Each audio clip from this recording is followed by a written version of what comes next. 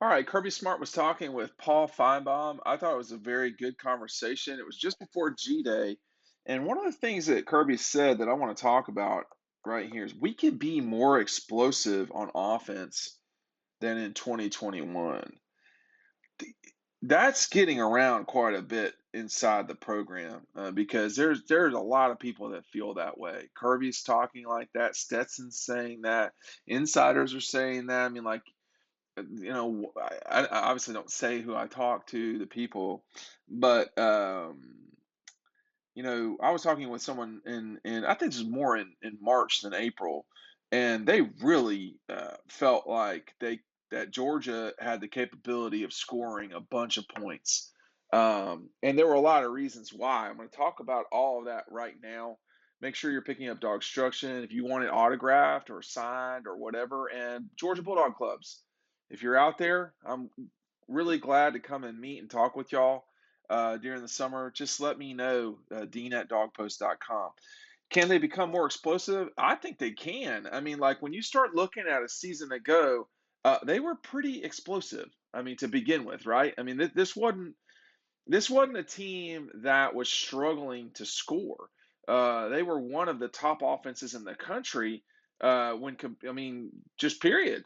So in terms of explosiveness, because that's exactly what he said. He didn't say we're going to score more points, but in terms of explosiveness, I mean, explosion almost always leads to more points. You know you don't have one of your most explosive people, which was Jermaine Burton, but this Georgia offense still was a top 10 scoring offense. When you think of some of these names that were top 10 teams in that category a season ago, Ohio State, I think we all know and understand what Ohio State can bring to the table. They can explode on people. 45 points a game, 46. Western Kentucky, I don't know a lot about. Pittsburgh, one of the best quarterbacks in college football this past season. They were very good scoring. Wake Forest, if you've never watched Wake Forest, I think they put up 80 on Army this season. That was insane. Coastal Carolina has a very uh, intriguing offense. It's I don't want to call it I don't want to insult it. It's just very different. And the word I was going to use was probably sounding insulting, but Coastal certainly can put the ball in the end zone. And then you've got Alabama and Tennessee. I think we know Bryce Young at Alabama, what he had the ability to do. We saw that firsthand in Atlanta. I talk about that in this game, in DAWGSTRUCTION. He had a harder time when he was getting chased from behind all the time. There's the SEC championship game right up.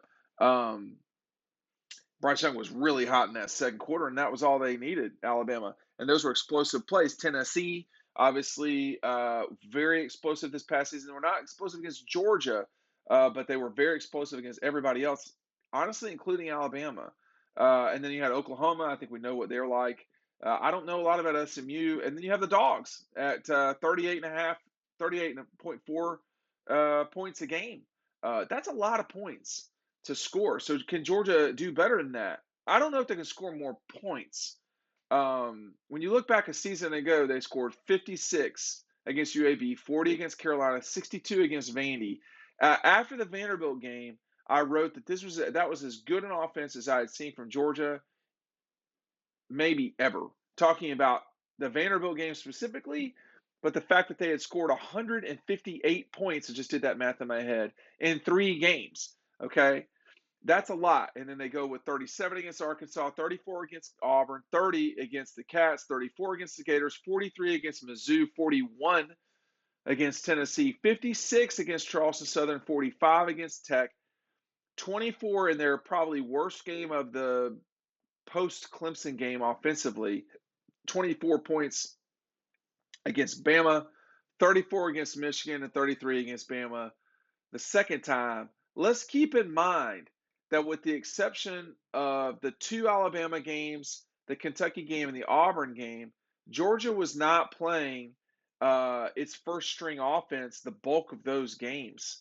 I would say I mean, obviously against Charleston Southern Tech, maybe Tennessee too. I can't recall. Mizzou. Stetson Bennett was not playing deep into those games. Obviously against Mizzou, Charleston Southern, Georgia Tech. JT Daniels was in at the second part of those games. Against Florida, they shut it down. Can they become more explosive? I've talked about it in the past 2 months. Yeah, I think they can, and here's why. You do lose Burton. That hurts. Now, some people inside of the program don't think that hurts as much as others. It depends on who you talk to, but they don't think it hurts in the way that maybe, someone like me would think it would. I do think Jermaine Burton is a hell of a player, and I think he will be more productive at Alabama than he would be at Georgia, so I get him leaving. But here's why I think they could. You have AD Mitchell, who has become their get it down. They're over the top guy.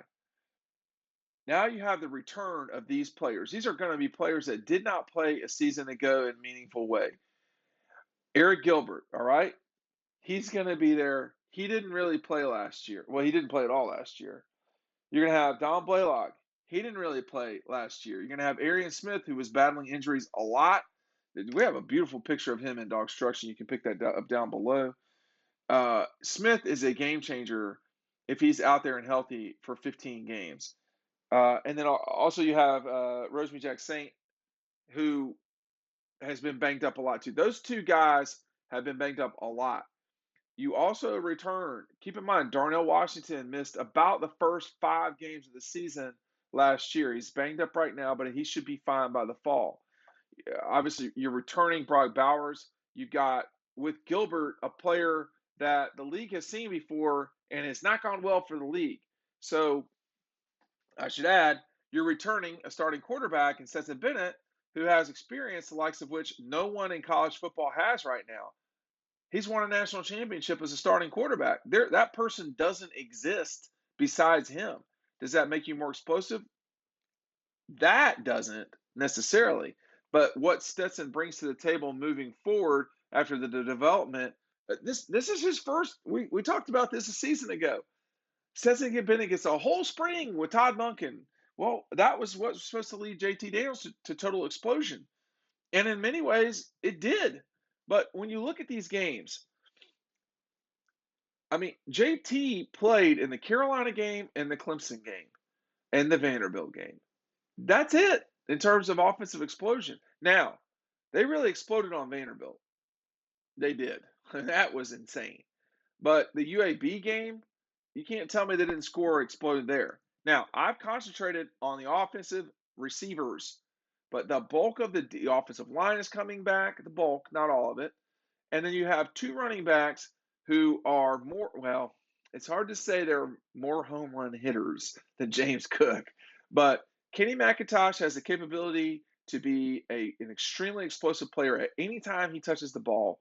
And then you also have Kendall Milton, who I think people are going to be extremely concerned about if he stays healthy. The number one thing about this team and this offense might be its health. Can you keep Smith, Rosemary Jack Saint, Blaylock, and Milton, and Darnell, and Gilbert? Can you keep everybody healthy? Right now, Brock Bowers is hurt. So where does this go in the fall? If everybody's healthy, that's quite a bit of weaponry that you've got on your hands if you're Stetson Bennett. DAWGSTRUCTION is down below.